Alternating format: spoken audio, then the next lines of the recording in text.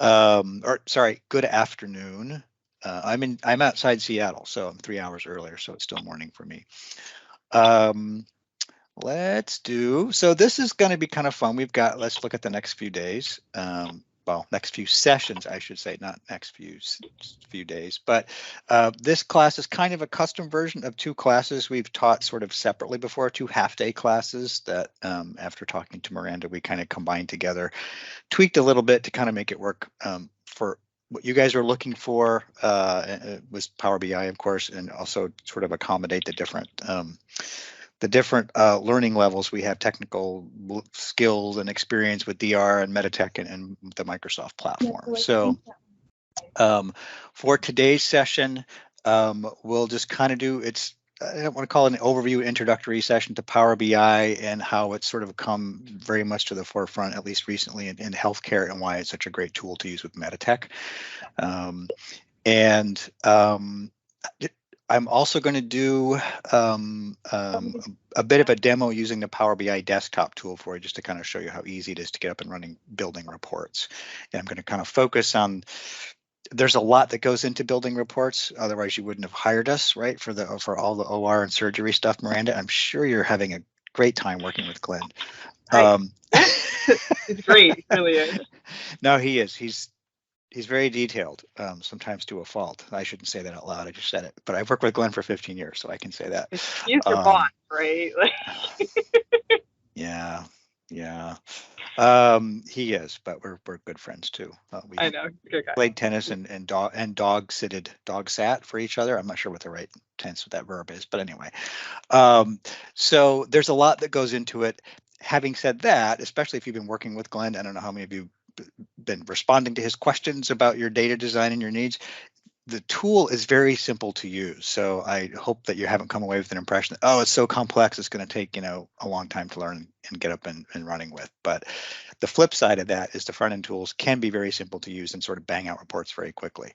When you get into sort of the more of the back end architectural stuff about data models and the best way to deliver data to Power BI, that's where it gets more complex, but it doesn't have to be that way. So we'll look at it, the report design component today, again, just as kind of a show and tell, just to get you a feel for it if you haven't already seen or used Power BI desktop specifically. And we'll kind of stop there for today with the longer session on Friday, right? Still Friday at noon your time for 4 hours. And then if we finish on time, you can all go home early. I mean, I'll be at home. It's 4 o'clock early. All right, I don't know. You can stop working, I should say. I have to update my language to reflect the pandemic. You're already at home, right? And we'll probably start that session. We'll see how far we get today, but early on in that session, we'll actually just get your hands on, start actually building reports. Sort of that part of it is where there's always a lot of fun. So, and then we'll finish up with whatever's left the following Friday for a couple hours. So. Let's see, for today, we'll probably take a short break, even if it's just a bio break for 5 minutes. I haven't built it in anywhere. We'll just kind of say, hey, do you want to check in? 2 hours is kind of a long time to go without taking a break on a Zoom or a Teams call, but it won't be a hard stop. And then when we do the longer session on next Friday, I will time. Well, you guys, you will have already had lunch. We'll be eating lunch when we start next Friday, won't you? So.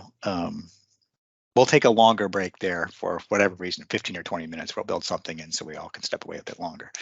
All right, let me just real quick, just kind of show of hands. There's only 4 of us, 4 of you. How many of you have already used Power BI Desktop to some extent, installed and used? Okay, Miranda, your hand's sort of. I mean, I've opened it, like I've looked at it. Okay, I'm not going to count that. Not with the desktop, but like with the. I'm not going to count that. Then it's having used it. That's like if you have a connecting flight in a city, you can't say you visited that city because you didn't leave the airport, right? Yeah. I've been playing around with some of Glenn's OR utilization stuff, but not in the desktop. Okay, and also remind me, because I tried yesterday when thank you for the password reset help, Miranda. He said sheepishly. She, to her credit, pointed me right to the help desk. She did not give me the special backdoor IT. Okay, I'll do it for you kind of thing, which is sort of. I can't. I actually can't. Oh, sure. To your help desk's credit, they answered the phone on like the third ring, and the person immediately took care of it for me. It was like the best. So kudos to your help desk. I don't think I've ever had help desk experience that like efficient and competent. Based on the time of day you called, that would have been Tina, and I'm not surprised. She's Okay. amazing. So yes, I was impressed because my first reaction to your email was, oh, come on, help desk, you know, but next time I'll look forward to it. So anyway, hopefully I wrote my password down this time. So that's good. Well, do you all have Power BI Desktop installed? Kara, I got to touch base with you on that one. If you don't have it today, don't worry, you aren't going to miss it. If you have it installed and you kind of want to follow along when I do my demo, that's also fine. I'll have some data you won't have access to, but it's just to give you a feel for it. And again, the next session will get your hands dirty, so to speak, by actually using it. So anyway, that'll be kind of how we go through class the next day or two. What was I going to ask? Miranda, I want to remember to follow up with you afterward, especially before we do the hands-on stuff. Normally when I do this class, I do it with some sort of sandbox data that I have. And I actually send out a spreadsheet to everyone ahead of time, so we're all working with the same thing. We might be able to do something different on your system with actual test data potentially. I'm not sure. We'll have to look and see if it's easier or harder because of now I'm inside your network and I need an AD account on your network that has a Power BI license, which of course I don't on your network. I have one on our network, right? So it might be complicated. It might be simpler just to say, let's use the sandbox samples. Might be easier to use the sandbox and have us that or connect to it or what have you. And we'll figure that out maybe before Friday so we don't take up class time with can you, I presume you can all connect via SQL credentials to your data repository, or maybe not most of you, because that would help with the demo I'm going to do, even if it's just to sort of read-only connect and let it look at the database schema. That'll be Friday, won't be today. But sorry, I'm taking up too much time today already with it. So I'll touch base with you midweek, Miranda, just to see if we can get that, make it as efficient as possible for Friday. Okay. Yes, please. Someone's having lunch. She's having lunch, and that's fine. I appreciate that. The chat. If you do post a chat, by the way, that's fine. If I don't respond to your chat within a minute or two or a reasonable time frame, say, hey, Ian, there's a chat, because sometimes I don't see that little bubble pop up because I've got my PowerPoint windows going here. All right, good. Let's get started. Just a very quick kind of introductions. For those of you that don't know me, sorry, my name is Ian Proffer. I'm with Acmeware. I've been with Acmeware for 15 years. You all know probably about our company already. We're data repository consultants and experts. And I have, I worked at a Meditech client server hospital. It was sort of how I cut my teeth in Meditech back on client server version, I think 5.4 is where my Meditech experience came from, and specifically data repository. I had worked before I worked in this small critical access hospital. I worked for 3 years at Microsoft in the SQL Server support group, supporting all of Microsoft's internal SQL instances, which at the time were running on Windows NT 4 and SQL Server 4.21, if anyone remembers ancient history from about 1995. So it was a very immature, crash-prone product. So I learned a lot supporting that immature, crash-prone product. It's come a long way since then. But when I shifted gears later and worked at this hospital, I discovered data repository, the SQL database that they hadn't used at all. They weren't even sure what it was, but what it was to be used for. So I had SQL Server experience, so that kind of helped me kind of bring that forward as a reporting platform, which led to our hiring Glenn when he was a 2-person shop to come teach us a class on data repository, which eventually led to me moonlighting for them, which led to me working for Acmeware. So I've got SQL Server, a lot of SQL Server experience as a DBA, and a lot of Meditech and hospital healthcare experience since then. Tell me just a little bit, each of you, about kind of your experience and role with Meditech at your hospital today, and just a very brief, what's your reporting experience with data repository and SQL specifically. Miranda, let's start with you. Of course. Yeah. So my background with Meditech, I have worked with a variety of applications from nursing to provider. At this hospital, I was hired to support our old OR system. And then when we switched over to Expanse, I supported just a variety of other applications, beta stuff, crazy stuff. I recently moved into the role of a Power BI analyst, not Power BI, sorry, business intelligence analyst at the hospital, and I'm in the process of learning that role. In my prior life, I worked very closely with our old report writer, as the OR had a lot of data needs. Okay. And anything, have you used SQL Server reporting services? No. At Milford or elsewhere? Okay. We do use it, but I haven't myself used SSRS. Like, I've run reports out of it, but I haven't actually. And that's fair. You've seen what it produces. You've seen how it works. Okay, good. All right, great. Thanks. Corey. Curtis, go ahead. What did you say? I can go next if you want. Oh, okay. The buck. Yeah. Fine. So Curtis.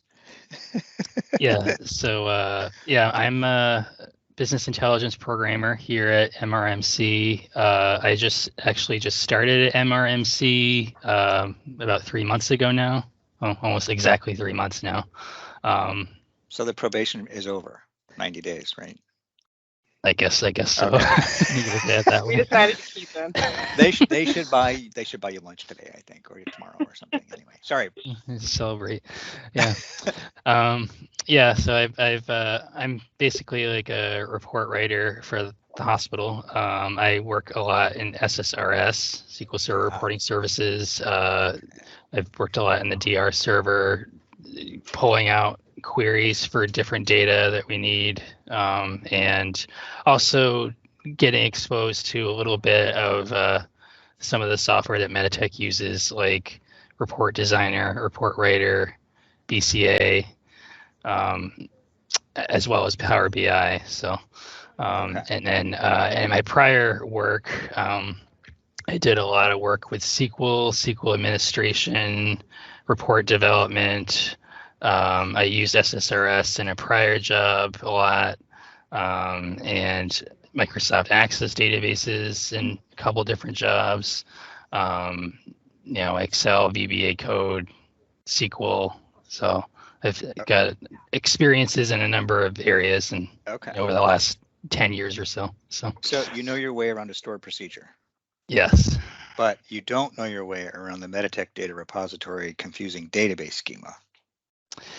I did. You're fumbling through it now. You've been there 3 months. I know you don't know it. It's okay. There's no shame. Yeah, I did work for a year at Meditech, so I know a little bit about DR, but not a ton. So it's good. Good. Learning. No, and that's very common for people who have SQL or relational database experience with SQL or Oracle or something else, and they come and look at DR and go, "What is this?" Right? Yeah, that's totally understandable. It's not quite as awful in Expanse as it used to be. It's a little more normalized, but it's still unusual, unique. Let's call it, to be charitable. All right, good. Thanks. My turn. Corey, are you ready? Or Kara, do you want to go? You're on mute, I'll Kara. Go. All right. Finish dessert. You're next. I'll go. So I worked at Meditech, started in the update group, then wound up over in data repository. I think I spent like 7 years there in data repository. Then I came to Milford to do the interoperability, and then I became manager of the group about 1.5 years ago. So I do interoperability reports now, mostly, things like that. I've got experience in coding, like C#, VB, basic, things like that. In TSQL, when you worked at Meditech and DR, did you actually write SQL code, or were you like doing application programming for DR? Both. Both. I did some SQL stuff there and also coding. So familiar with the DR schema, safe to say. Fair to Midland. Yeah. Fair to Midland. Okay. Well, you understand how it works from an application perspective, certainly, right? Why it looks the way it does, and that's fine. It's not it's not irrelevant to Power BI. Power BI kind of, that's a long story. And this session we'll spend on Friday, I'll talk a little bit more about why that schema makes it challenging to use Power BI, at least out of the box. Let's just put it that way. But that's true for almost any reporting tool you use. So, all right, very good. Kara. Kara. Hi, I'm the Director of Organizational Excellence here at Milford. I'm kind of the non-IT person here, but I do a lot of work across the organization, and we are around performance improvement, and we are always looking for data.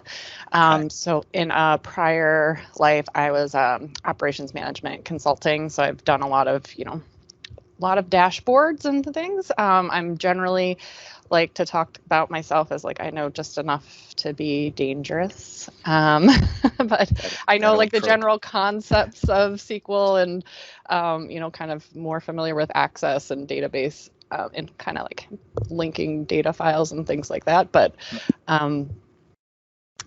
but probably a little bit less knowledge than Miranda has in general. And thinking of this more, I worked a lot on some dashboards within BCA and some of our larger flow dashboards over the past year that we're talking about possibly transferring into Power BI. And I've been working with OR a lot on their utilization data as well over the past couple of years. Good.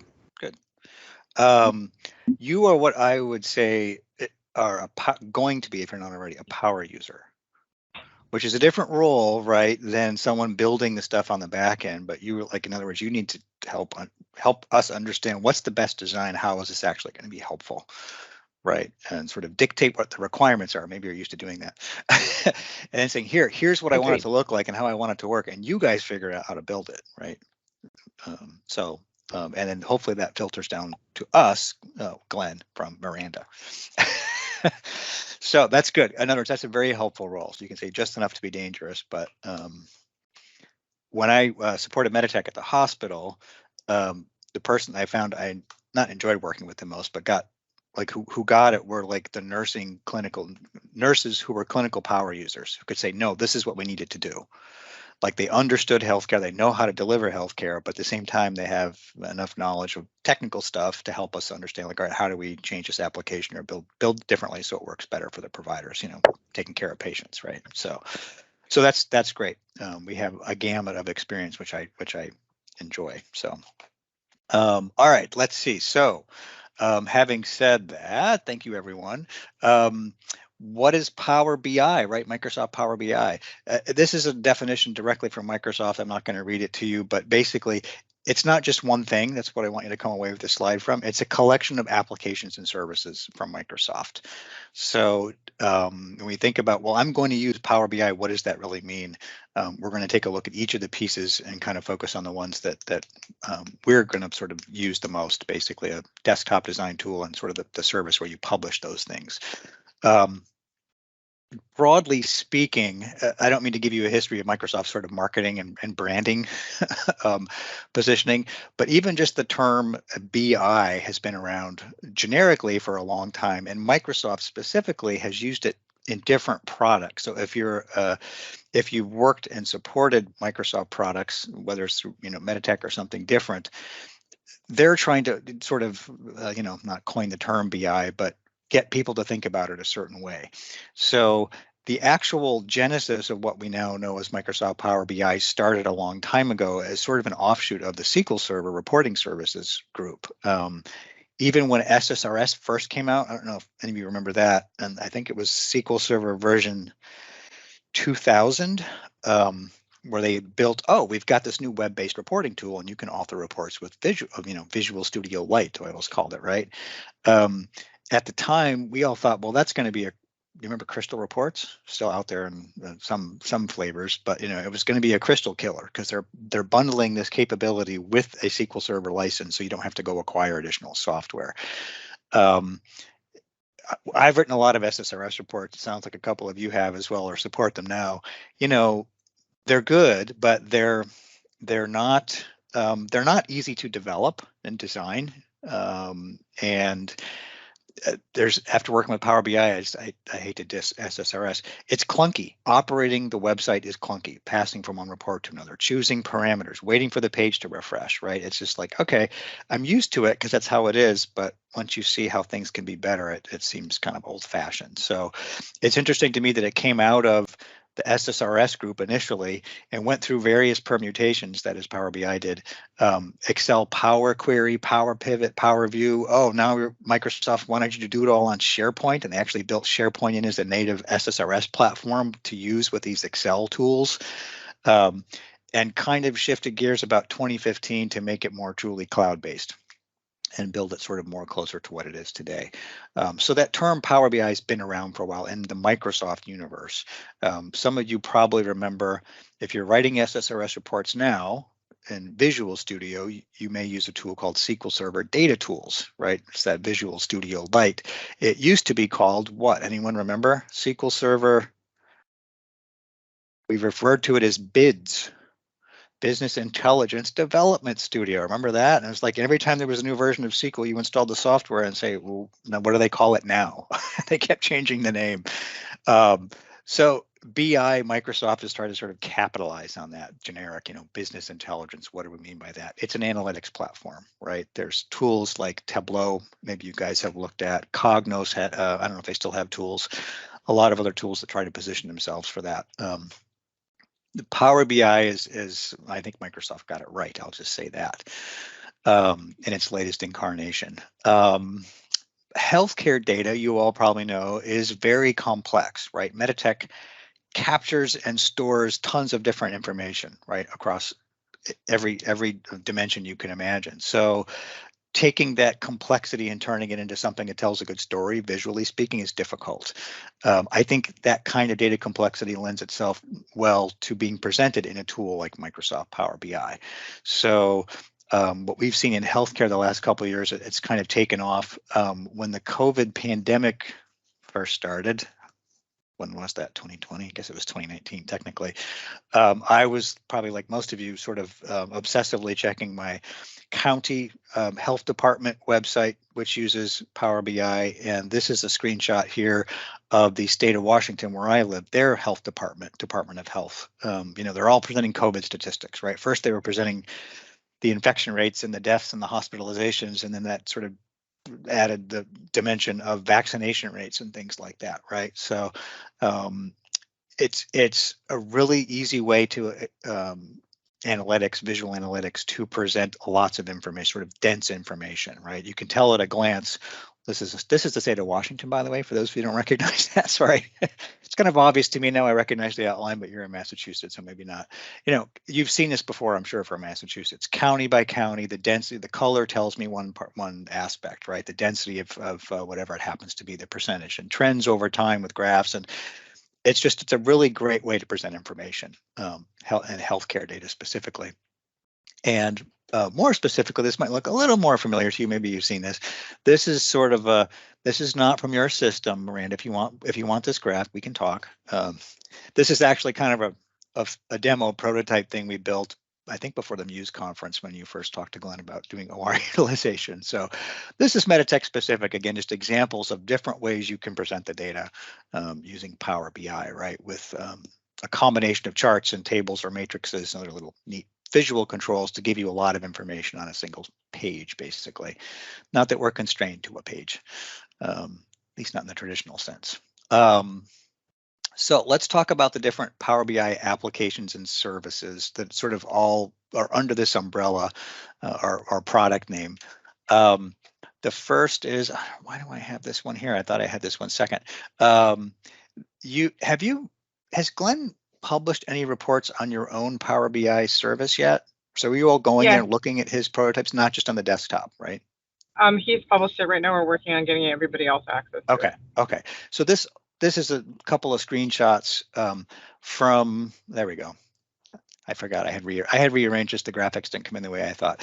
A desktop application called Power BI Desktop, appropriately enough, right? Which we use for connecting to data sources, scrubbing data, and designing our reports. The online, what Microsoft calls a software as a service, or SaaS is the acronym for that. Isn't that great? The Power BI service. Some people call it the Power BI website. It's really what I find, and people say, well, we're using Power BI. It's kind of what they're referring to. It's the place you go to interact with reports. It's where, as a designer, you publish those reports for your users, and more importantly, as a user and as a designer, you go to consume them, interact with those reports, right? So this is just a screenshot of my homepage from Power BI when I go there, and yours looks similar if you haven't seen it yet. It's personalized for you, of course, because we all have to log in uniquely with a domain level credential. So those are kind of, I'm going to stop there just for a second. These are the two that we're really primarily going to be using, right? The desktop tool to connect the data, to design the report, and the service, Microsoft's, it's just hosted by Microsoft Azure, to publish those reports. There are some other tools too. You may or may not have heard of them. You may stumble across them depending on what you installed when you started looking for and downloading things from Microsoft. There's something called Power BI Report Builder. Okay, that you're like, well, how is that different than Power BI Desktop? This is a rebranded incarnation of what Microsoft used to call the Microsoft Report Builder, which is even more generic. Like, okay, what is that? It is I call it a way to write standalone RDL files. So if you've developed for SSRS, you may have encountered Microsoft Report Builder. It's what now Microsoft calls a paginated or paginated report. Have you heard that term before? Do you know what I'm talking about? You may. I've never called it that. And it's an SSRS report. Or again, an RDL file, as you know, is the file extension you build when you make a template using SQL Server Data Tools or Visual Studio for SSRS. So what used to be called Microsoft Report Builder now is called Power BI Report Builder. It's the same thing. It's not the full-featured thing of Visual Studio you're expecting. In other words, you can't have a project. You can't have a project with multiple files that all share data sets. You can't have a solution that contains multiple projects, which is what's great about SSRS, right? You can have a group of reports, they all belong together, they share data sets or data sources, and you can group that all and publish them together. Report Builder is a single RDL at a time kind of approach. So it's good for basic reporting, lightweight reporting, perhaps maybe for a power user. You can even incorporate what now they call this paginated report and publish it on the Power BI service. We haven't had a need for it yet. So I'm sort of looking at trying to imagine, well, what might I need for that? If you need something, for example, that you know is going to be exported to, say, a PDF, and you have to be constrained by an 8.5 by 11 printed page, for example, that's an example where you might use something like this, right?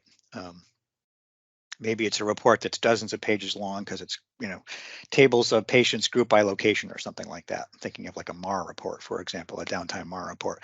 Well, yeah, I don't want people to analyze on the line. I need a hard copy or an electronic hard copy, if I can call it that.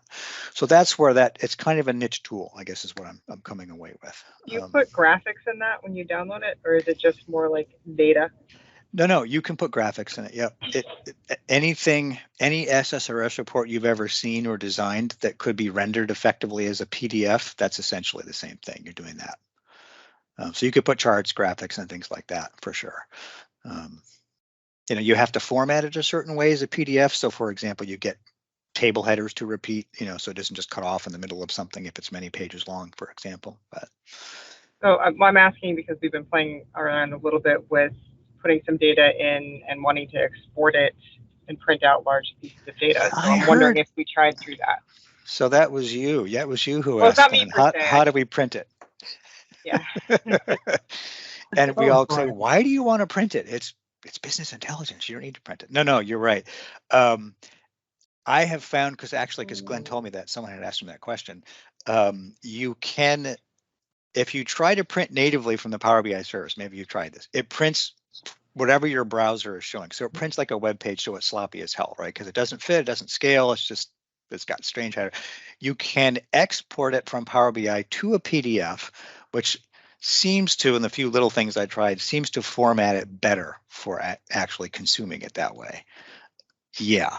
Again, if you had a table that, had a header and then a subgroup header or something that you always wanted to repeat on every page or repeat it with each new instance of a group, it's probably not going to handle it that well without some intervention. And you've already tried that. Okay. So this might lend itself well to that because SSRS, you can control that more concisely. And I'm saying, I don't mean SSRS as a platform. An RDL file lets you build into that table, that matrix, 3 headers, right? A master header, a group header, and a subgroup header or something. And I want them to each repeat differently when there's a new instance of, say, the patient location or something like that, or facility, or wherever you're breaking it up. So you could do that with that. It would take a little more back end work for sure. Yeah.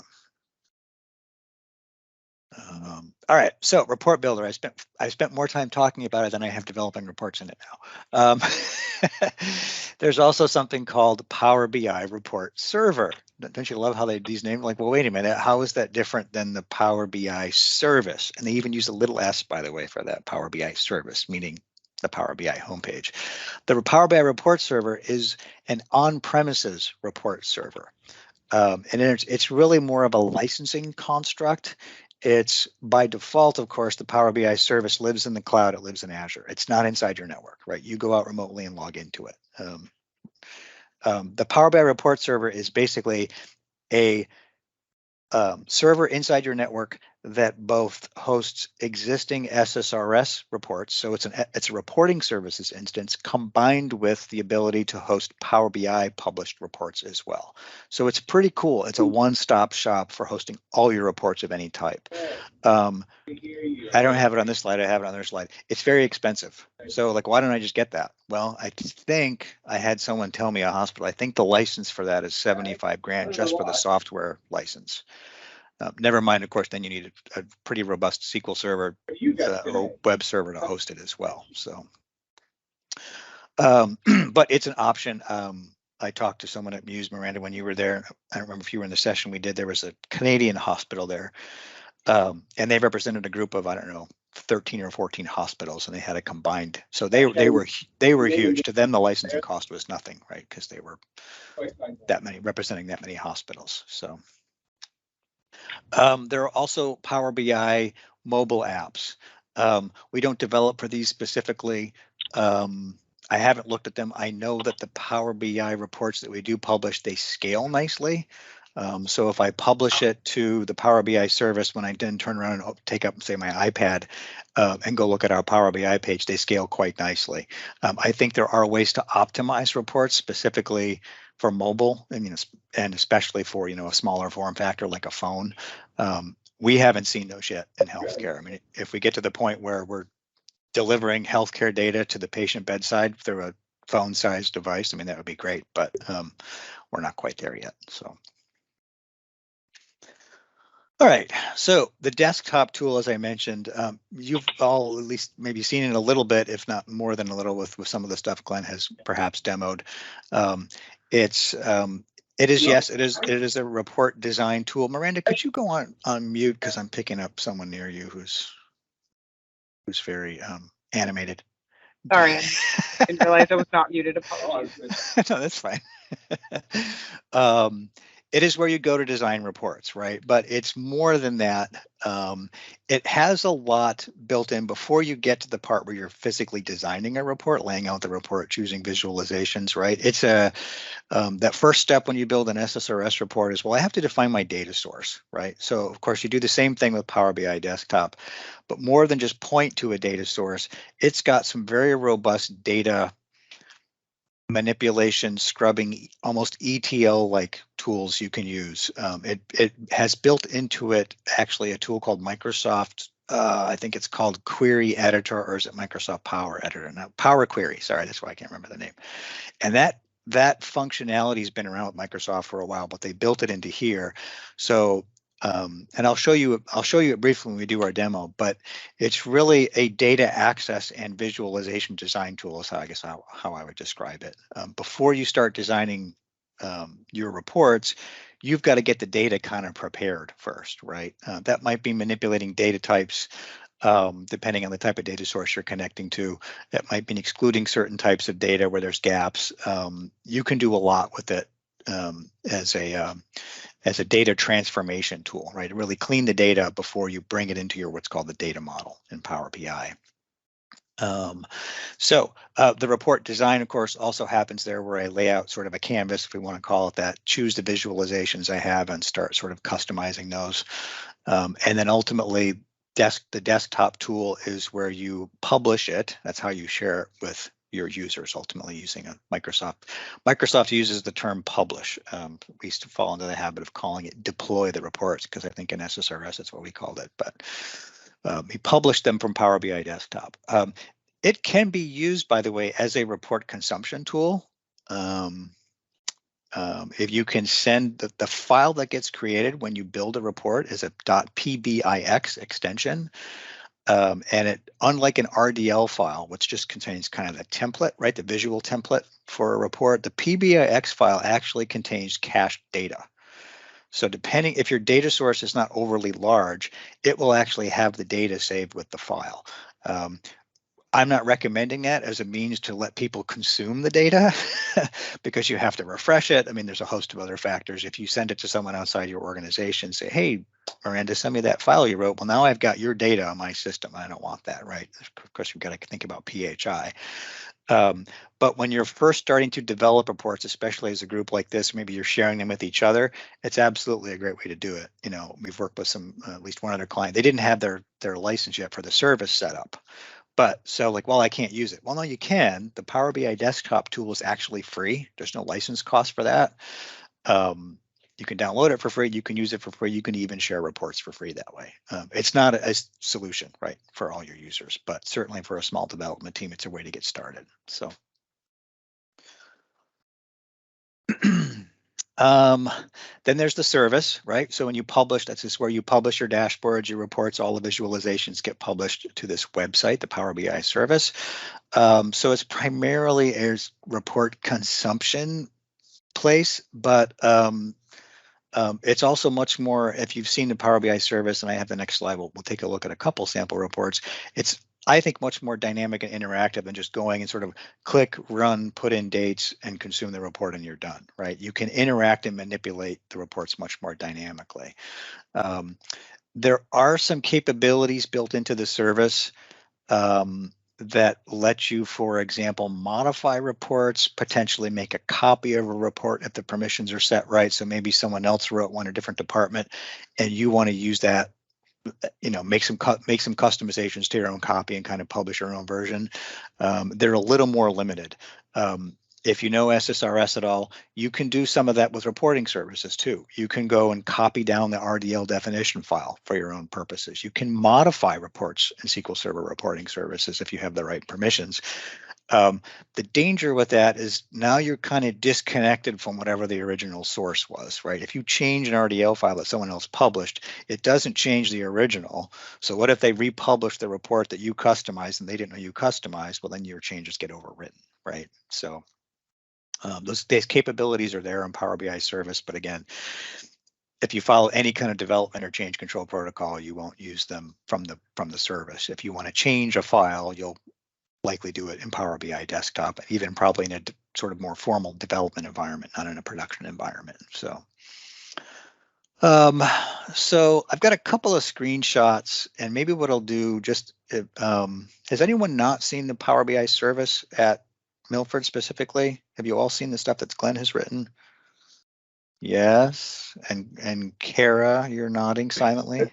A little bit. Very, very little. He's shown it on on our meetings, and he's shown it a couple of times. Okay.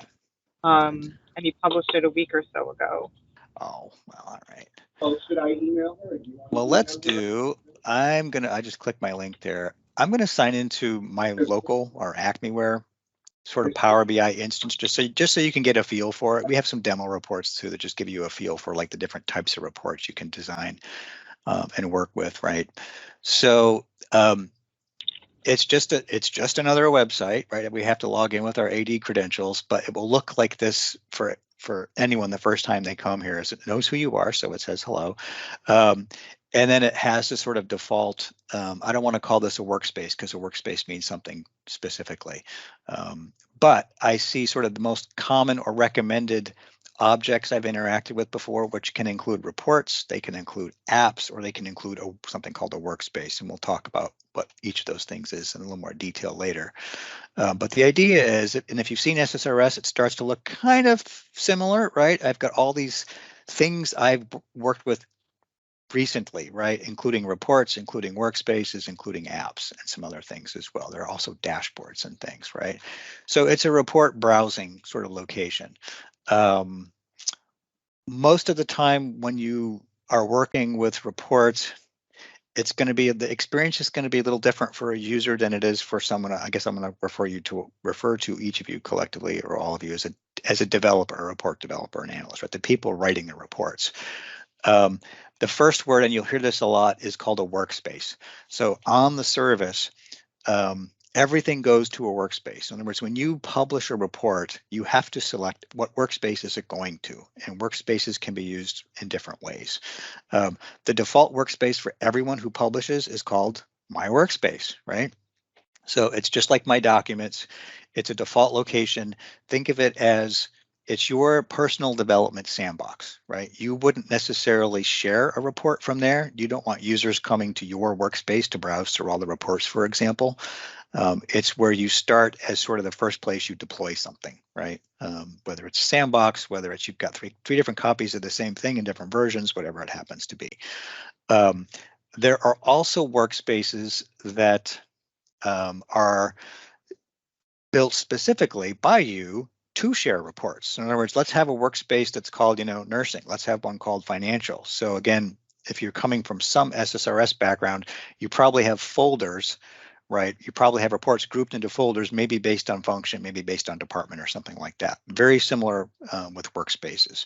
So in other words, you can create workspaces on the service to be organized any way you like, just by naming a workspace. You can't have sub workspaces, so it's not like folders and subfolders in SSRS. A workspace is just a single level sort of construct. The other type of workspace you can have is, you guys use Microsoft Teams, right? No, Miranda, you told me you use Teams, or just for meetings like this. Yeah, now you're on mute. Sorry, Miranda. No, we don't. I have Teams downloaded on my home PC. Okay. But we don't really use it here. And God bless you. I mean, we use Teams for better and for worse. I'll just say that. But so, okay, never mind. What you also get if you use Teams, and what you're seeing just sort of here, is every time you have a Power BI enabled Microsoft team, guess what? It gets a workspace. So I don't want to say it gets confusing. In your case, it'll actually be simpler because you're going to create workspaces specifically for your organization, and that's all you'll see. It's not tied to anything else.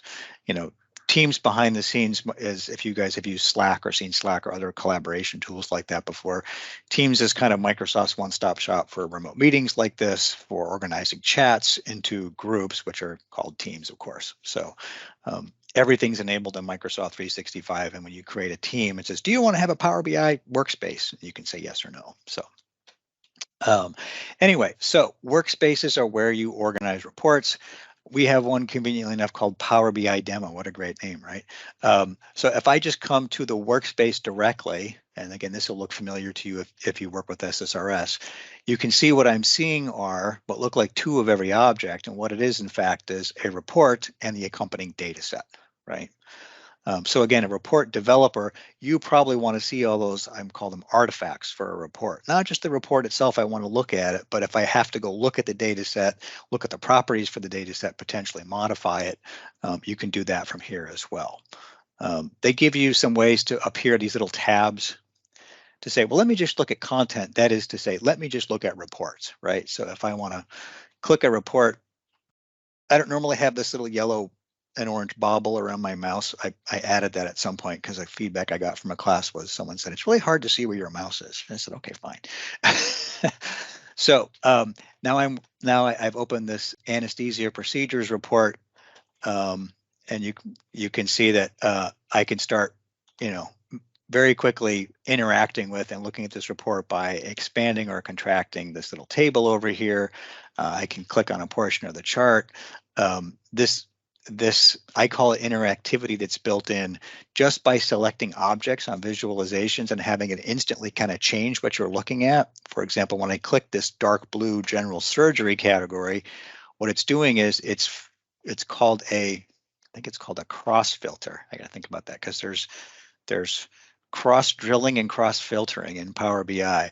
What it does is, oh, you've selected general surgery. Let me change these other visualizations to reflect that you just temporarily want to see general surgery.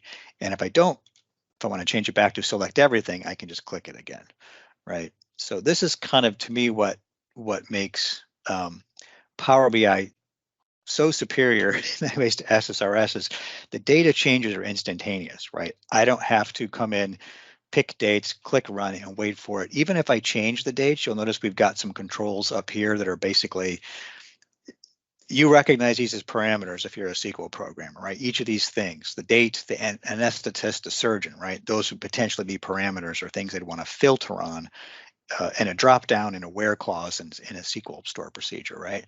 But if I change the date and I can use this slider to just modify the date range, if I click in the date box, it'll bring up the old traditional calendar control. There's lots of different ways to do that. You know, I can even, now that I can't get my little mouse highlighter out of the way, I can click in the box and just type a date, right? So all those things are ways of doing that. Again, imagine if this were an SSRS and I wanted a different date range. I'd have to go re-specify the parameter, click view report, wait for that store procedure to execute right with new dates, potentially wait a long time if it was a lot of data. This is instantaneous, right? So that's what's great, I think, about Power BI. If I want to reset, because I tend to get carried away in demos especially, I've picked a specific anesthetist by mistake. You know, I can do a shift click and do multiples here. Oh, I've gone completely off the rails. I don't know what I selected. I can just click here and reset everything back to the default, which is basically nothing filtered, show me all the data, right? So it's very dynamic and interactive, which is what I love about it. Let's see. Hang on a second, I got lost. I should have, I think my Teams, oh no, my PowerPoint window is covering what should be when I got into that workspace. Sorry, let me get back there. There should be a control at the bottom, and my PowerPoint letterbox bar is covered. There's a way to get back to where I started easily without just clicking the back button. In other words, there's sort of built-in navigation between the folders in here. And I seem to have, there it is, workspaces. I've sort of covered it up. My browser's not quite fitting it down here. Let's look at, I don't know, pick one, ED patient volume. Some of these are reports we've written. Some of these are reports another one of our client hospitals has written, just to give you a feel for the different types of data we can present and different types of visualizations you can choose. This is called I think it's called a keyhole visualization that shows the average and the mean, for example, over time. This is called I think it's called a whisker visualization. Not that we want to get carried away with visualizations just because. I see what's happening now. I thought my browser was maximized on my second screen, but sorry, let me fix this. It's half on my other monitor, which is why I didn't get it. There we go. You know, visualizations tell a story, but you want to choose the right visualization based on the type of data and how you're trying to present it, right? Is it trends over time? Is it portions of a whole? Is it a range of values, for example? Let's see, what else do we have here that might be useful to see? Come on. I am going to use the back button now because I can't get to the normal button. Oh, order activity. I think this is a good one. I'm not going to show you specifically surgery and OR data because I know you're working on that already. So, and we've just got kind of mock-up stuff here. So, but you can see that this is a good example. Reports, you can see this pages sort of vertical canvas or bar opened here. Reports can have multiple pages, right? Sometimes you want to do that on purpose. One is sort of this page is just showing high-level trends of order activity. But then if I want to see more specifically, this is called order distribution by time of day, by day of week. I can have different views essentially on the same sort of base data set. Another thing, if I can find it, Glenn's probably demonstrated for you. Yeah, drill down and drill through. Another thing you can do with pages is you can put details. So if you want to drill through to details, you can add that as a separate page on a report. So you see a summary on one page. When you interact with the chart and then drill to the detail, it'll just automatically open that detail page. You don't have to navigate there explicitly. So anyway, so this is just sort of a very quick level overview of the Power BI service. Like I said, on this Friday, sorry, we'll spend more time talking about apps and workspaces specifically. Suffice it to say that apps are a way to take reports you have published in workspaces and group them together in logical ways for your users. So if a workspace is kind of a general landing place to organize your reports, apps become a way to kind of focus or make those collections of reports more specific based on a function or a department. Again, so the example I think I used before was SSRS, you have folders and subfolders. Don't think of apps as subfolders or workspaces, but like I said, you can build functionality specifically for certain departments or certain purposes or groups of reports. Any questions on any of that before we go on? Or the service? Okay, very good. Let's see. Okay, yeah, I added this note because a good question came up when I first started presenting this, and that's remember that the Power BI service, right, is in the cloud. It's Microsoft's Azure platform. It's not your local server anymore, which really has more to do with keeping that in mind when you start thinking about who can access it. And it sounds like, Miranda, you guys are probably just in the midst of that right now. Who needs access to the server initially, right? It's this group and maybe some other power users or something like that, versus when do we open it up so anyone can come browse our reports because we want them to, right? When you're ready to sort of start actually deploying things.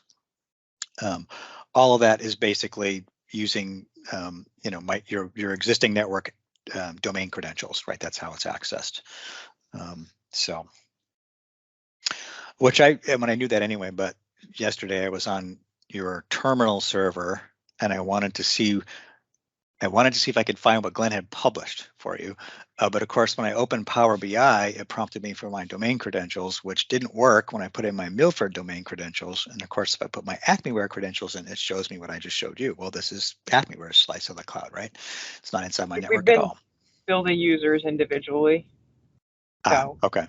In that, yeah. And I was left off the list. That's fine. You can get me in the second wave. We need to get you a license. Yeah.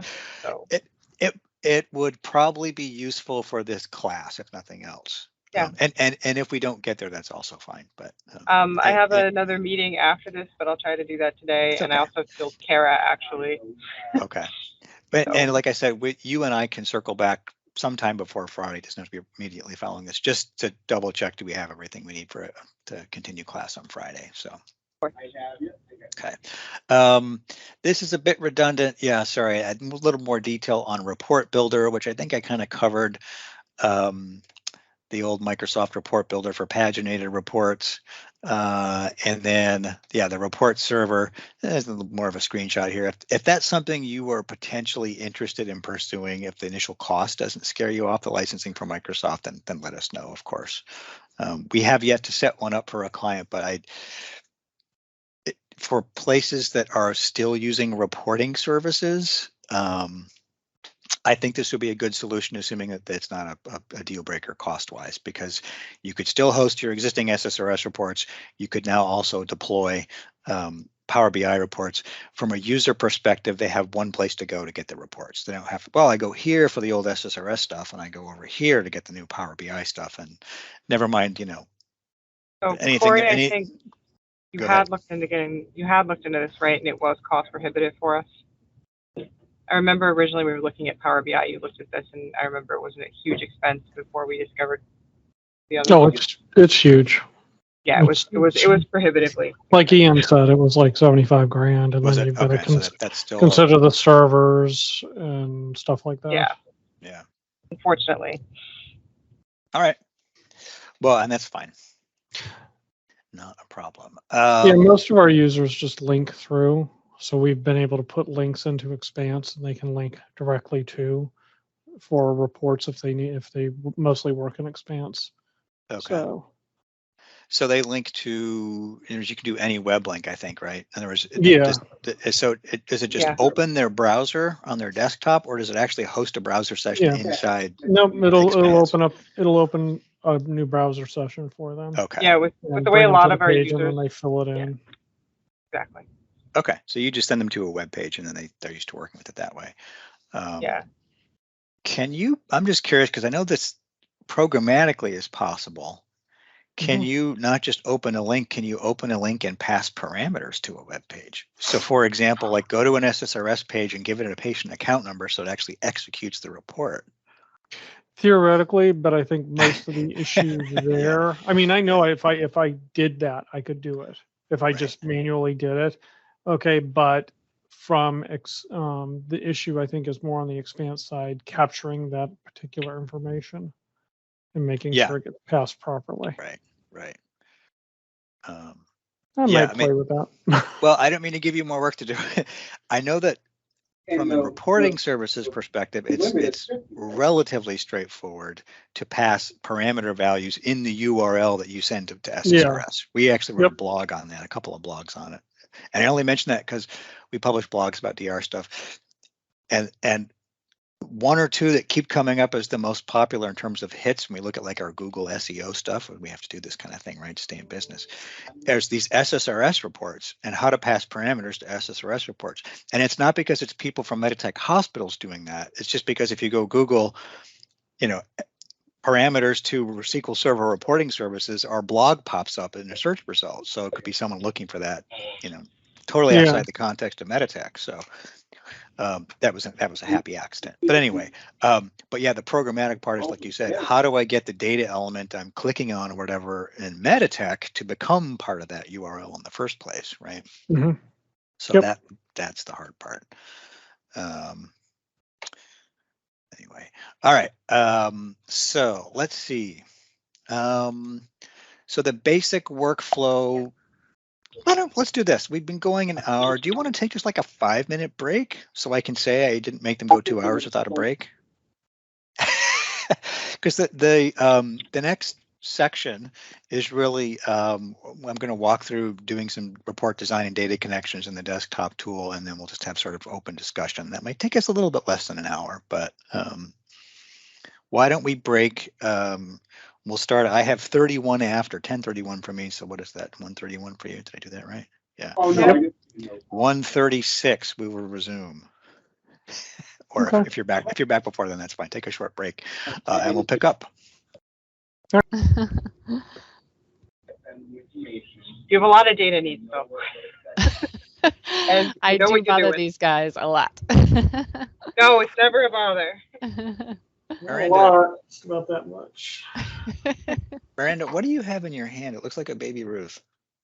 It is a little like chocolate bar. Not quite a baby Ruth. Leftover Halloween candy. Yeah.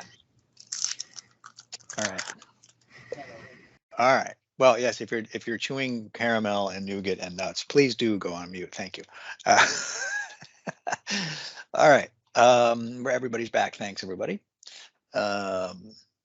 Let's see. So working with Power BI, right? What does that really mean? Well, our basic workflow is we use Power BI Desktop to connect to potentially modify data, design our report, and then publish it to the Power BI service.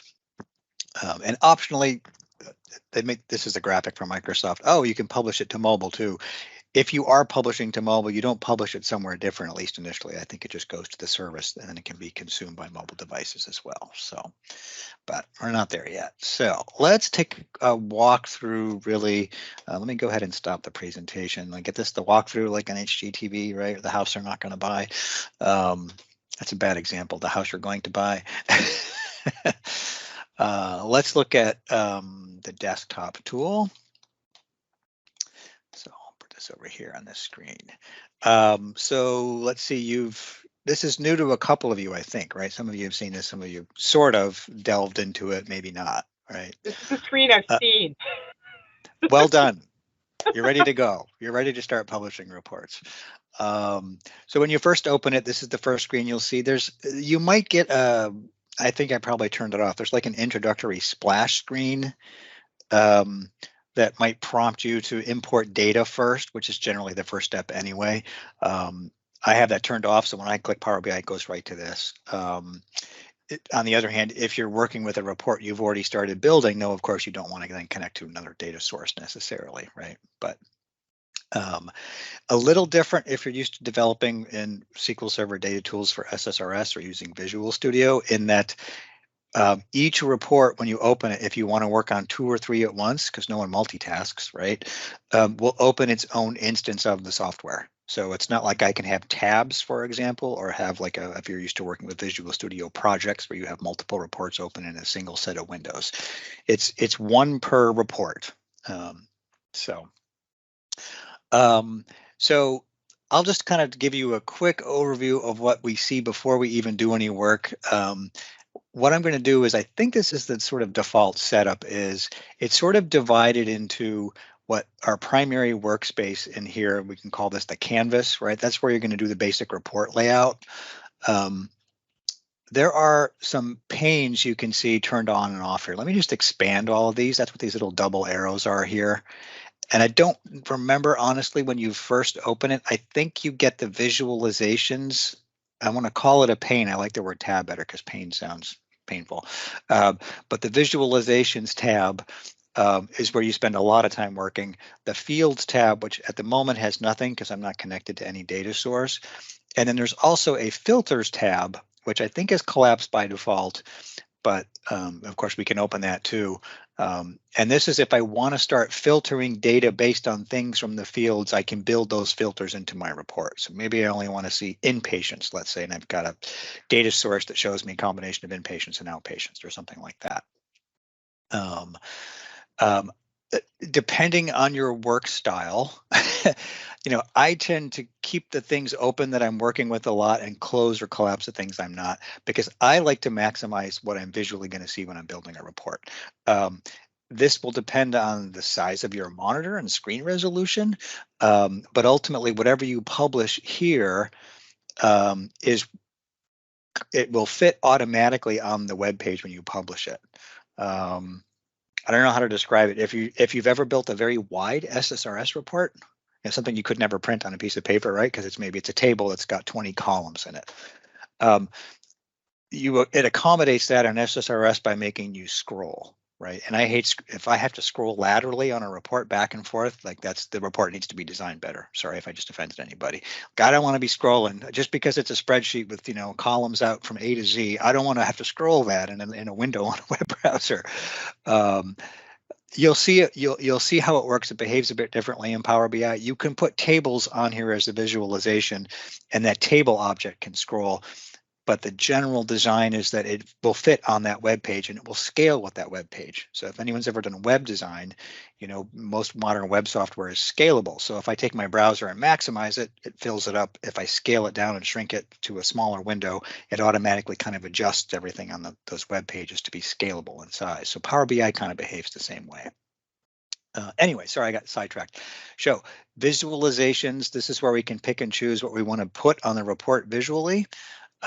And you'll see I've got, again, filters, visualizations, fields. It's a little subtle to see here. Once you start working with it, you'll get used to it. You'll notice there's a visual sort of sub-tab here, which shows me the types of visualizations and the properties for them.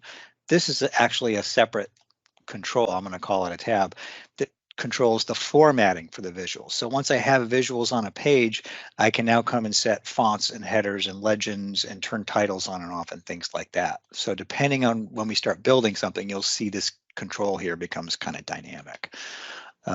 So the pane, the sort of canvas, is in the center. I've got these different panes for working with data. You'll notice I'll go down to the bottom here. I've by default got page 1. Of course, I can have multiple pages, kind of like a spreadsheet metaphor with multiple tabs down there.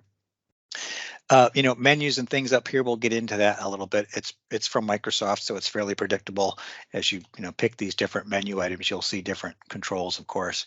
What I'm going to come back to last is these three little widgets over here, right? By default, when we open Power BI and we start designing a report, this first object, or this first tab, again, it's sort of a vertical tab over here, is the report design. I haven't built anything yet.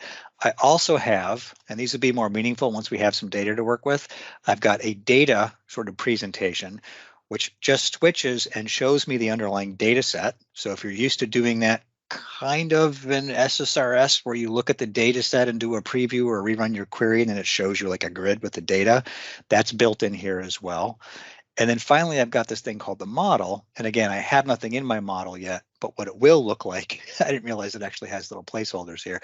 It actually shows you kind of like a database diagram based on what are the data sources I'm connected to and how are these things related to each other. You can actually manipulate that here as well, all built into this one tool, right? So let's start with something simple. You can see I've got a few options for how to find data, right? Including SQL Server, Excel workbooks. If I click Get Data here, it actually gives me a few more choices. What I'm going to do just to show you, and you'll see this if you've looked at this before, it can connect to a lot of different data sources. So this is sort of the complete list, and they're even categorized here if I want file-based data sources, databases, Azure, other things. But just looking at this list, and they're in non-alphabetical order, which is very strange. Let's do it this way. Files, so flat files, XML, JSON, PDF files. I don't even know what Parquet is. Excel workbooks, databases, of course, SQL Server, Access, Oracle, DB2. This can connect to lots of stuff, right? We've used it. I think it's under online services, SharePoint. We've built reports internally on our Google Analytics data. So I can give it our Google Analytics ID and it can just go right out and pull it, and I can start building reports to look at page traffic on our website. And there's been a spike in activity from Milford lately. I can't explain it. Sorry, that was a little joke. Anyway, you can build a lot here, right? So think of it outside the context of just purely Meditech data. You guys have any other external applications where you're not doing like primary business functions of Meditech, maybe like time and attendance, for example, anything like that? We have a boatload of other applications. Mhm. We have a Boatload. Is that the word you usually use? Boatload? Usually, yeah. I think the average hospital usually has approximately 100 applications. Yeah. That is the industry average. Okay. So, in other words, when you sort of take the plunge from a licensing cost of Power BI, it's not just for Meditech data, obviously, right? And that's probably true for any tool you're looking at. But sometimes it might make sense to present that data alongside Meditech data. When I worked at the hospital, we had a Kronos for time and attendance, a SQL Server system, but not Meditech, right? But they wanted to compare, productivity across, statistics from different departments based on hours worked, for example, number of lab tests or specimens taken per hour, stuff like that. So you can present it side by side, or you can just use it for other reports that have nothing to do with Meditech potentially as well. So anyway, let's do this. Let's go. I'm going to click an Excel workbook as sort of a first data source, just to simplify, sort of showing you what this guy does. I've got this pre-built lab test results spreadsheet.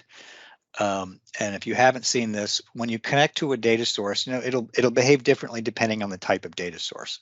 When we have Class Friday, we're going to work more specifically with SQL data source and DR as a data source. But this is Excel because, one, it's easy to understand. Everyone knows how to use Excel.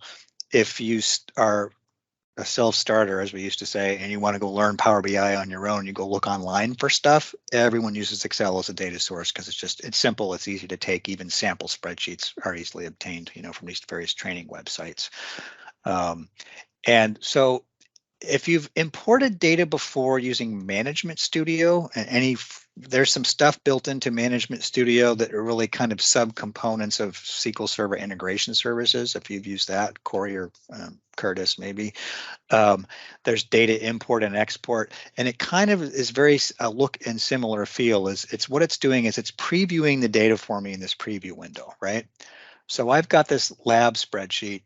Anyone work with lab application? Recognize lab data, kind of? Yeah, okay, good. So this looks familiar to you. Hopefully, if you see something called test print number ID, you know what that is, the test ID from lab. This number format is kind of very unique to Meditech, right? The specimen number, it's very specific to Meditech. If you've worked in lab at all, even seen your own test results as a customer at Milford Hospital, you go, oh, that looks like a lab specimen number to me. That's exactly what it is. So I can preview it, which is great. And I've got a couple options here. I can just click load and it'll connect to this data source and bring the data right in. What I'm going to do first is I'm going to click transform just to give you a feel for as it opens on the other monitor, which isn't helpful at all. Let's put this over here. To give you a feel for this tool called the query editor, right? So this is when I was talking about the data shaping or data manipulation tool, that's what the query editor is. In other words, I can come in here now and manipulate this data before I bring it into my data model. If I need to clean it up a little bit or change anything or potentially eliminate some things. So for example, and even if you're just sort of casually browsing as I'm talking about, look at all these options up here on the menu, there's a lot in here. I can remove columns, I can manipulate rows, I can change data types, for example, if I want to change the underlying data type for this data source. You can do, text conversions. You can do a lot in here. So, for example, if I'm working with lab data, I've got this field, as I mentioned before, called test print number ID, specimen ID. Am I ever going to show those on a report? Probably not. Let's take, for example, the specimen ID, right? That's what that means. Sorry for people who aren't used to working with DR data. That's an internal identifier. How do I identify this record from lab, this specimen in this case, right? So specimen number over here, it's a little hard to see on the screen. Hopefully it's not too small, that font. That looks like a lab specimen number. In other words, that shows up on a printed page for a patient. It shows up on a screen in Meditech for the lab tech. They know what that specimen number is, right? Behind the scenes, under the covers, this thing called specimen ID is the internal identifier for that specimen. So it's actually, from a data perspective in the SQL Server database that data repository is, it's the thing that uniquely identifies that specimen, right? It's the record, in other words, the record itself. That will never show up on a report. No one needs to ever actually see this thing called specimen ID because it's internal only, right? If I'm writing reports behind the scenes and I'm writing a SQL store procedure to join, my lab specimen numbers to the corresponding test and the resulted values, which is how we do it, I need to use it. I need to understand what it is, but I never need to show it to a user, in other words. So if I don't need it, kind of my default thing is if I don't need it for a report, I don't need it for structural reasons. In this case, I don't need to show it to a user. I don't want it in my data set, right? It's kind of extra space. I'm never going to use it. So if I right click on this, I can very easily just remove it. I don't have to change my underlying spreadsheet. Maybe I have it in my spreadsheet export for some specific reason, right? And I'm not actually modifying the Excel file from here. I'm modifying the data that's going to come in as part of my data model for Power BI. So I can make those kinds of changes here in the query editor before I even import the data. Let's just give you a feel for other things here as we sort of scroll across. I've got, I've got the collected user. This is sample and test data, by the way, so it looks realistic, but not super realistic. Like I don't have a collected user, or when I do have one, it's just the initials MT. You can probably guess what that stands for. We'll leave it here. I'll ignore that. I've got a result date. Sorry, if I wanted to reformat this date column here to include the time, I could do that. Change the data type. In other words, I've got, location. I've got location itself, the type of location, that is to say inpatient or outpatient. And then this is where I wanted to get to, as I've got the actual test result, right? So if you know a little bit about lab, and I'll just kind of scroll up and down here, sometimes test results are numbers, right? Sometimes they are letters or words or characters. So like the word negative, for example. Sometimes the numbers are decimals. Sometimes they are whole numbers. Sometimes it's the word no, at least in this one. You get the idea. It's kind of an inconsistent format. If you've seen your own lab tests, sometimes that's what they look like, or lab test results, I should say. Sometimes, I don't know if I see it here, Yeah, negative, positive.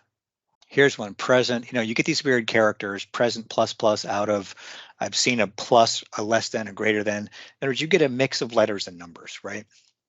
So if I look at how Power BI has chosen to format this column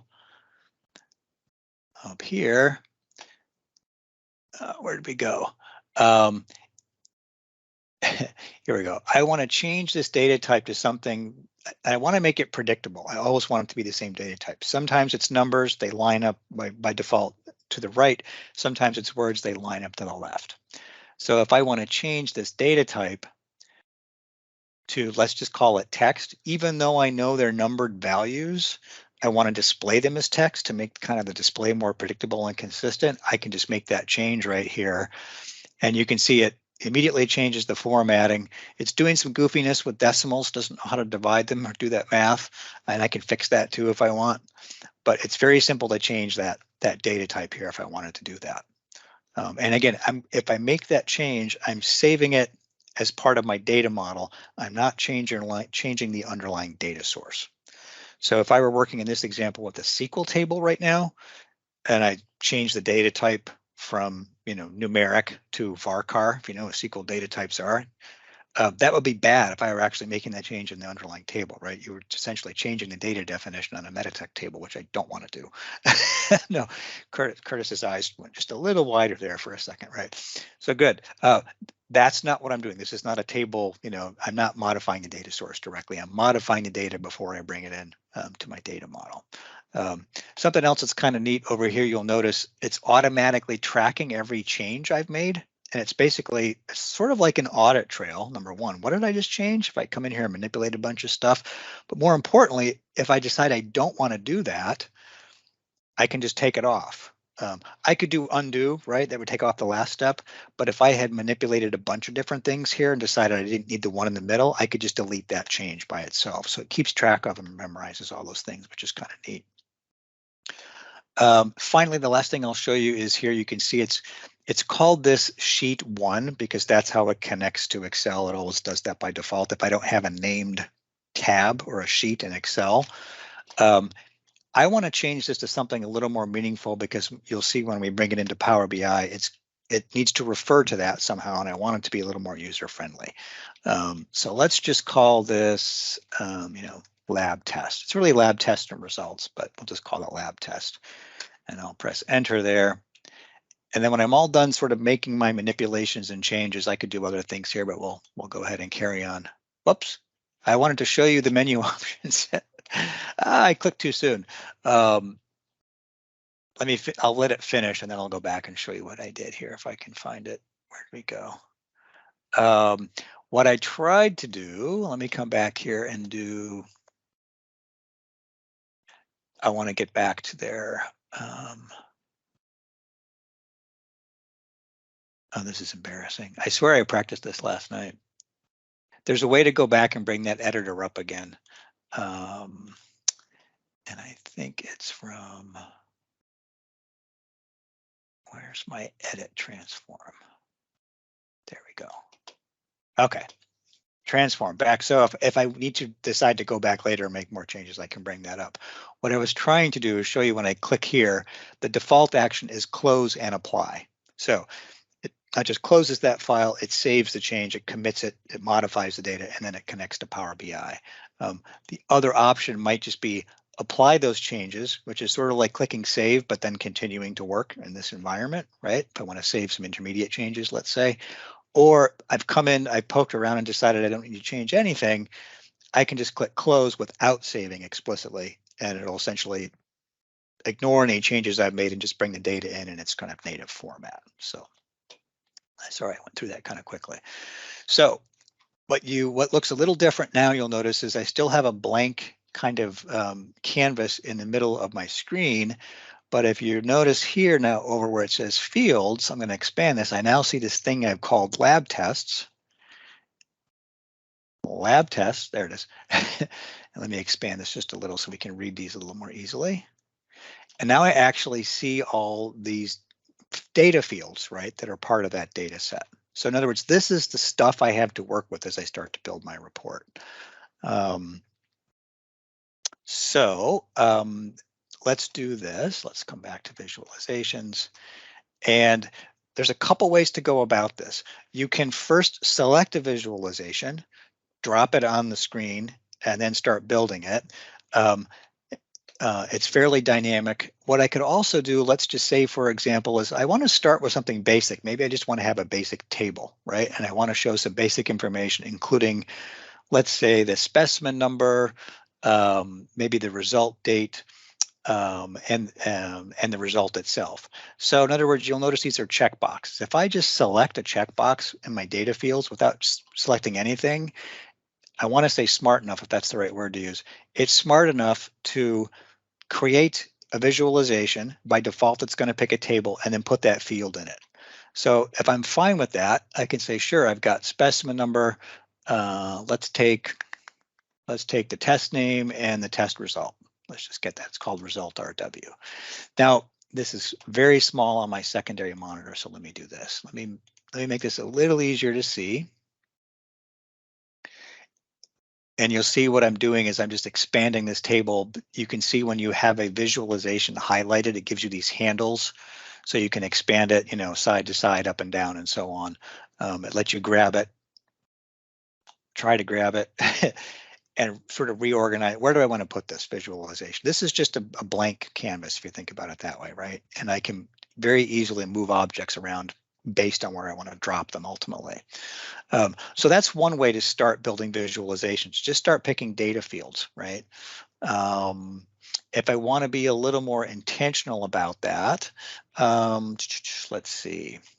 So I've got a basic table with the specimen number, the test name. Can you guys see that all right, or is that really painfully small?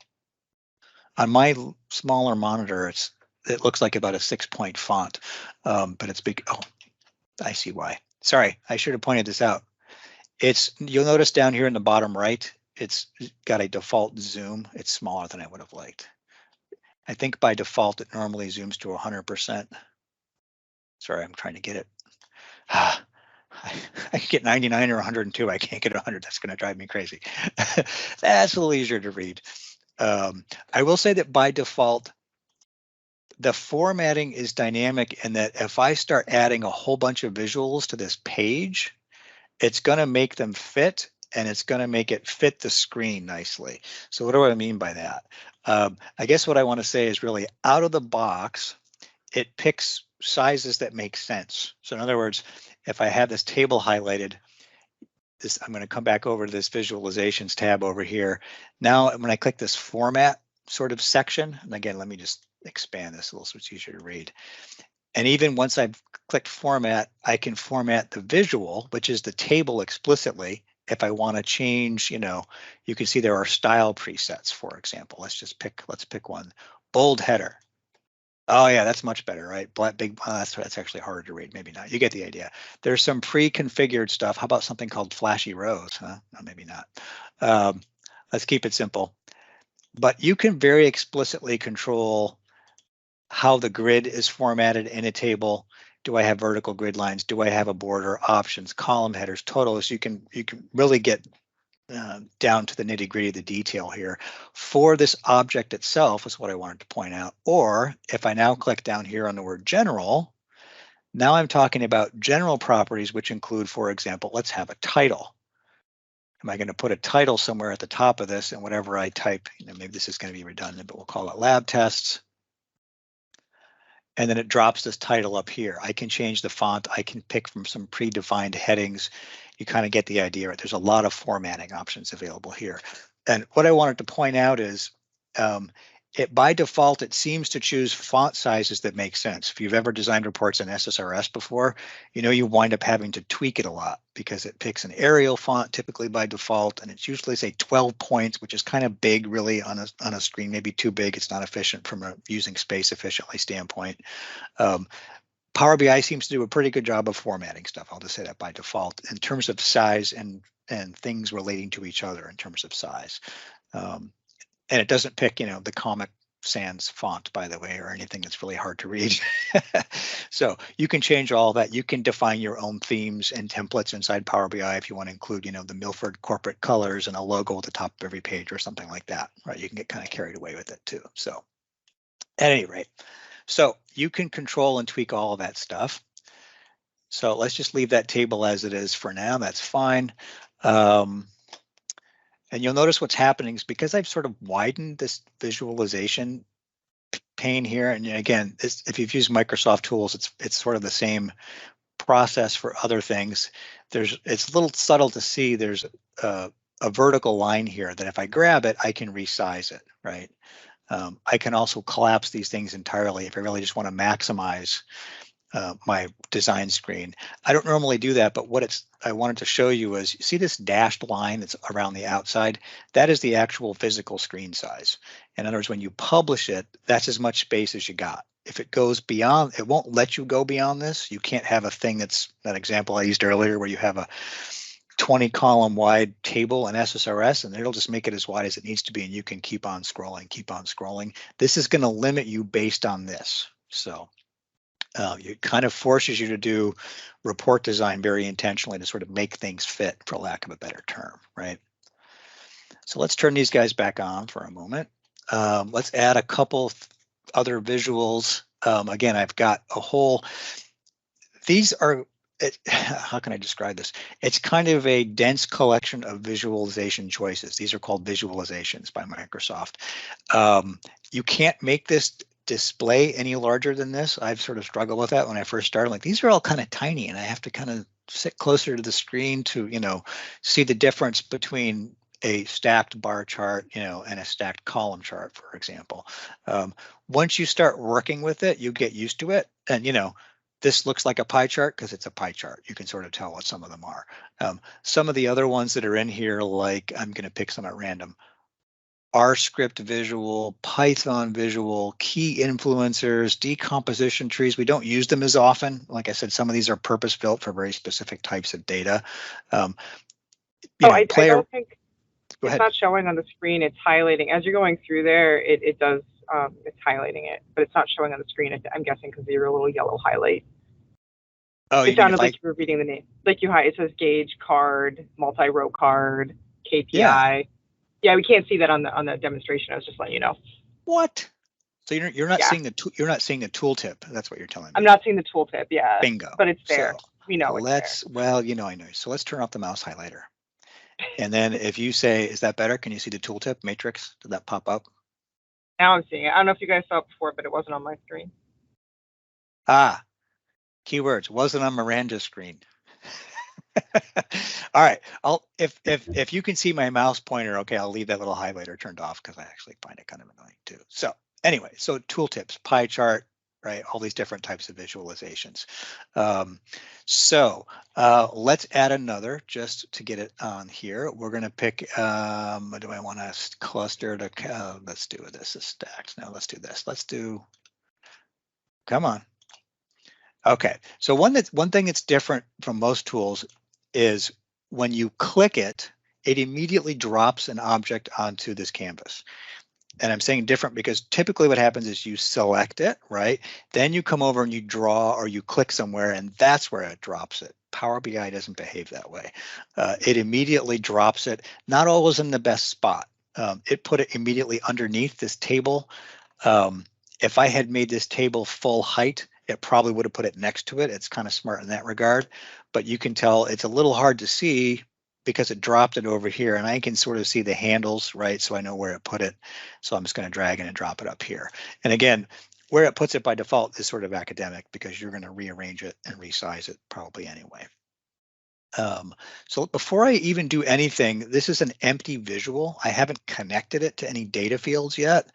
What I want to show you is, I'm going to make this wider so we can read this a little better, is this collection of things down here in the visualizations is different than it is for a table, right? You'll notice, for example, I have this, I picked a bar chart and it's still highlighted. It's a little subtle, but hopefully you can see it. And so I see X-axis, Y-axis, legend, right? If you work with charts before in Excel or SSRS, well, that sounds like something I need for a chart, right? A bar chart. If I come back and click my table, this immediately changes, right? In other words, the properties of the data for a table are different than the properties of data for a chart. So I see now column names, right? And here's those columns I had clicked on to add these. And if I want to change these here, by the way, I can click X to close it. I can reorganize them. It's kind of a very quick and dirty way to, as I click from one visual to the next, to see what are my fields, what are the properties for that visual that I have to set to kind of use it effectively, right? Let's see. So let me put a few data fields on this visual that'll hopefully make it have it make a little bit more sense. Let's see. I want to have a chart that shows me total number of specimens by year or something like that. Let's say, right, to count the number of lab specimens over time. So I'm going to take my specimen number. In this case, I'm not just going to select it. I'm actually going to drop it someplace specifically. So I'm going to drop it here, and you'll notice. Again, it's a little hard to read. Let me resize this. Let's do this. I want you to see the chart as I'm building it, just so you can see how it changes. So just by adding this here, I have not a very helpful bar chart at the moment, right? But it says count of specimen number. In other words, it knows it should be aggregating something on a bar chart, right? It's not just going to display all the specimen numbers. In other words, like I see over here, here are the specimen numbers. So if I click that, the properties for that in this visualizations pane, I can kind of control what is it counting. I can change the value and show percent of grand total versus the count. I can do some other things like rename it, for example. You know, count of specimen number maybe isn't what I want to call it ultimately, and maybe I just call it specimens, for example. You'll notice that it's smart enough too to sort of give me at least a couple choices for how to do that aggregation. If I had chosen, say, a numeric value, it would probably let me go do min, max, sum, average, something like that. Specimen numbers, it knows you can't add them, but it knows that I might want to count them. I'm going to change this to count distinct. Any DR SQL people tell me why I might do that in this example? And if you don't know, it's fine because I didn't show you how I assembled this data in the first place. Because you can have more than one row for this, each specimen number, possibly. Yeah, you're exactly right. And I'll even show you the SQL code next time. But you can probably guess, if you look at what I did, by the way, is I clicked over here from the report to the data thing. So now I'm seeing that raw data again. I'm not in the table editor like I was before, but I can actually come in here and see this. And you're exactly right, is if I look at the first 3 rows, it's the same specimen number, right? 0304, blah, blah, blah, 1R. Well, because specimens have multiple tests. So if you work with lab data before, that's kind of obvious. If you haven't worked with lab data, you don't necessarily think about parent-child relationships. That's what we would call that. Yeah, if I just count the specimen numbers, what I'm really going to get is a count of all the resulted tests, right? If I want to know how many specimens were there, how many vials, right, did we draw, I would use count distinct, right? So it's got the flexibility to do it either way. And you might count both ultimately. Here's the number of specimens, here's the number of tests, right? Sort of show both and let the user decide which one's more helpful. So here's my bar chart. I've got count of specimen number. That's fine. Let's add a couple more things to make this helpful. Let's give me some time component, right? That's what horizontal bar charts are good for, is show me trends over time, right? So I'm going to pick the result date. You'll notice over here in the fields list that this little icon's a bit different. It recognizes dates as dates, in other words, and dates have different properties that you might want to use in a report from, say, text fields. Like most of the rest of these are just a text field, right? Even something like test print number ID, we're not going to use it here, but you'll notice it has this little sigma character. It recognizes that at a number, even though it's kind of a goofy number format, if you know the numeric format of a lab test print ID. So potentially it'll give me some options to do things with aggregates and so forth, because it recognizes it as a number. In this case, it's not appropriate. I don't want to add up my test print numbers ID or compute the average because it wouldn't make sense, right? But it's smart about sort of interrogating the data and recognizing that certain data types have certain properties. So for example, under result date, you'll notice there's this thing right away called date hierarchy. I'm going to go ahead and expand that. And here's an example of that. It knows that dates have a built-in hierarchy, you know, as high as the level of a year, a quarter, a month, and a day.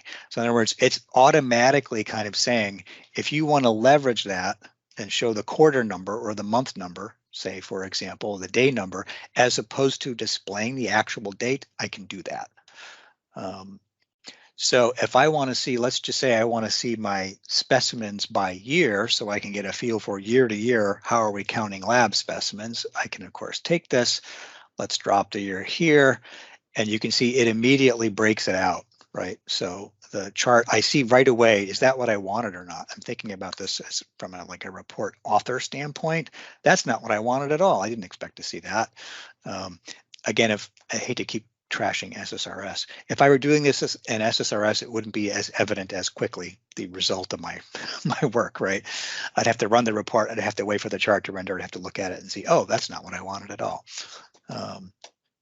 So finally there, and then let's just pick something to break this up. This is nice. I see volume over time. Our lab got a lot less busy in the Acme Ware Test Hospital, let's just say, because we stopped seeing patients in 2016. I don't know why. Let's just say I want to take, what do you want, provider. Let's take the provider and see what that looks like. The ordering provider, let's divvy that up by ordering provider. And in doing that, you'll see right away that, one, it's a little harder to read, so let's make this bigger so you can see it.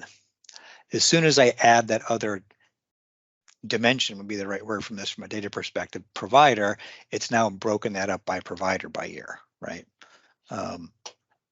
It's a little hard to read because, well, actually it's not too bad. This is where the aesthetics of the report, like how much space do I have? How big does this chart need to be useful? Assuming this now, let's just say this represents what my user had asked me to build for them, right? Charts over time. If I don't like it, I'll just show you a few other things we can do. If I come back here to the visualizations tab, click on format, you kind of get used to this after a while. I know it's not obvious now. Let's take the legend, and well, it's across the top. Maybe I'd rather have it, over here on the right. So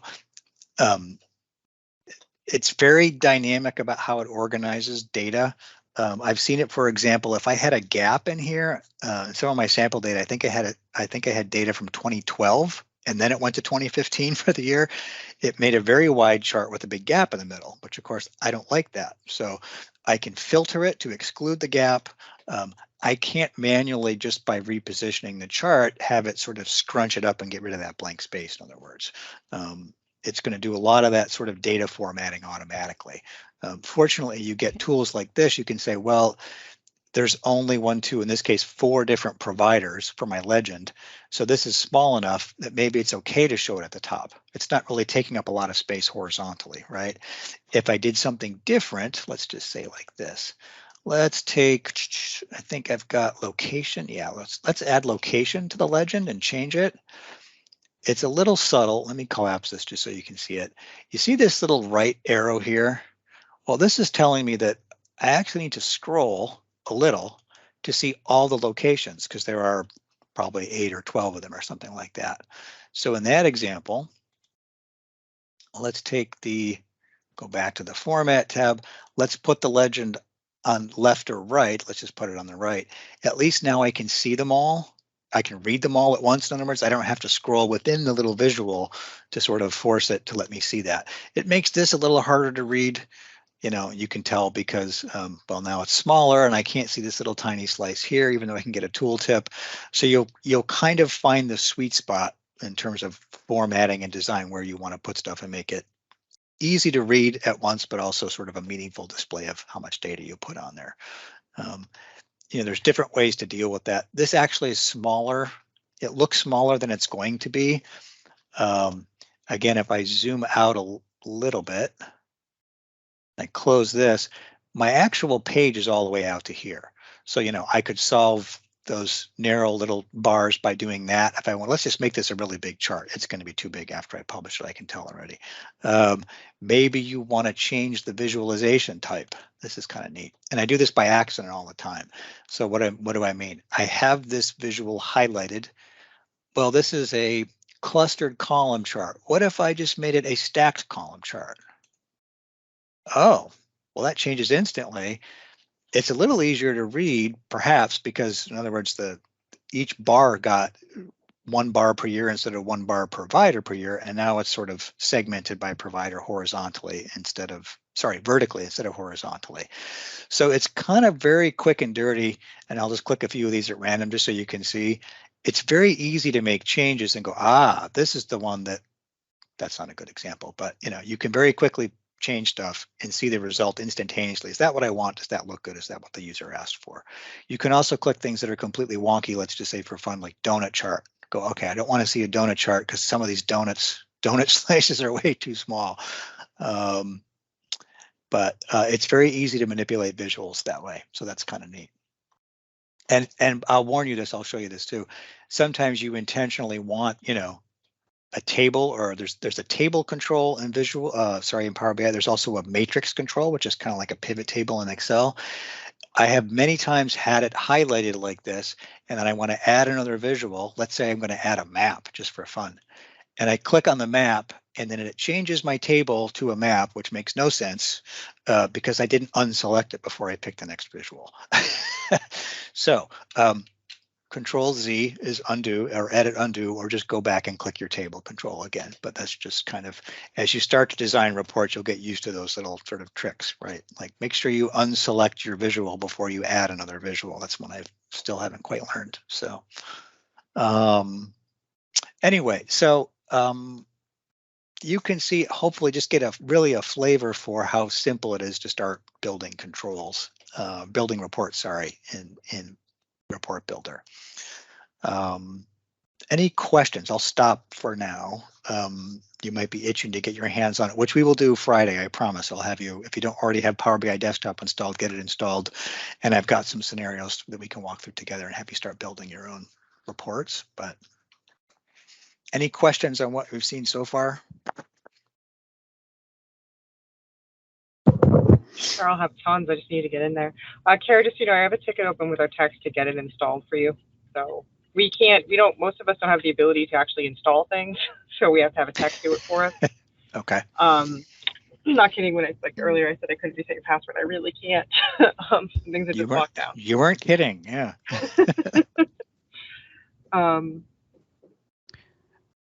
We did this example. Sorry, I had a question. Sure. This might be the wrong time, but we did this example by kind of uploading a specific Excel sheet.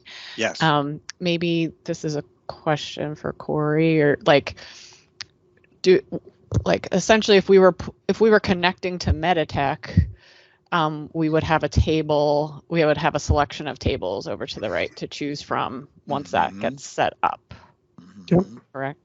Okay. Yeah. So Yes. Although the way I would want to do it is to treat it more like a data mart, where you would go for a group of views or something like that, or tables that are already built out specifically for a set of data. Right. We're probably not going to want to just give you access. I mean, I think Ian was hinting before how much of right word here. The design of the database is not intuitive. Is that a better way to put it? Or Yes. Yeah, that's a nice way of putting it. Yeah. It's charitable, in fact. Curtis and I were messing around with orders, charitable even. Yeah.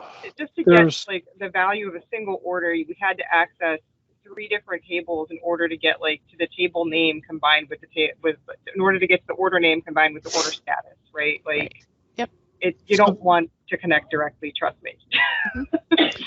There's a couple things. Yeah, I mean, the general philosophy for Microsoft and most other areas is that you don't have direct access to the data.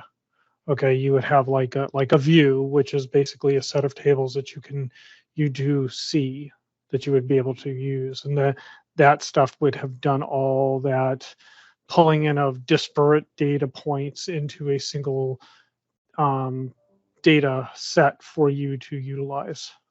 Okay. Well, actually, Ian, I think I do have some kind of thoughts or maybe things we could talk about a little bit. So one of the things we have to do, and we're trying to do this as quickly as possible, is we need to get Kara, we need to get the OR into Glenn's data set. So we kind of, we have this sandbox workspace that we popped it into for now, and we're trying to, build it out. I think our thought was that we would ultimately, like, we're gonna have a sandbox workspace kind of for playing and testing in. And then we're probably going to have an OR workspace, which is going to be OR data. Kara, we're probably going to have additional workspaces. I imagine you would be someone that would have access to multiple workspaces. Maybe we could combine them for her in apps, if I'm understanding how you described that correctly, Ian.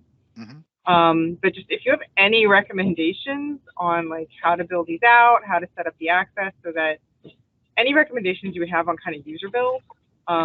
Like we're kind of going at it and figuring it out. I mean, it's, you know, if you look at the admin section, it's, you know, I've worked with a lot of applications over my lifetime. I know how to build a user, right? But, you know, just, is there kind of any recommendations you would have on doing that? Like when we set it up initially, the deployment pipelines, I think was one word that Glenn keeps bringing up. You love to say that one because it sounds impressive. I have no idea what it means. Well, I just know Glenn keeps saying it. Well, so let me address. So first, Kara's initial question. Yes, okay. I actually covered that in very intentionally, and the next session is all right. So what's specific about using Power BI with data repository? Why is it challenging? In other words, and Corey, aka Henry, may already know this. When you point it to a SQL database, it sees the list of tables and you go, oh, let me just pick the tables I want to work with. That presumes one, you know, in the DR case, you know which tables you need, which are a bunch of them, right? Even if you just want the patient name and account number and medical record number, before you add anything else, you know, lab data or pharmacy or nursing, whatever it is, that's 3 or 4 different tables right there.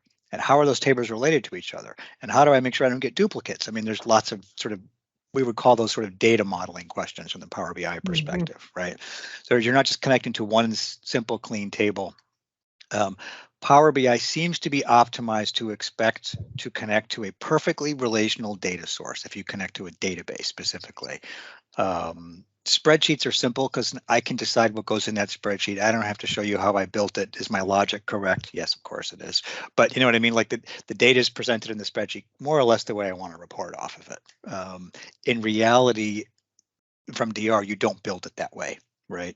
It helps to understand it conceptually, how it connects to and manipulates and positions data. So in other words, there's other ways to do that. So what Corey had started to say is we'd give you some kind of pre-populated data mart, right? Whether it's a physical data mart, a set of tables we control and design, or the report designers do, whether it's through views that sort of only present you the data that makes sense. That's, in other words, you don't have to think about the relationships between the data. A report designer somewhere, a data architect has done that already.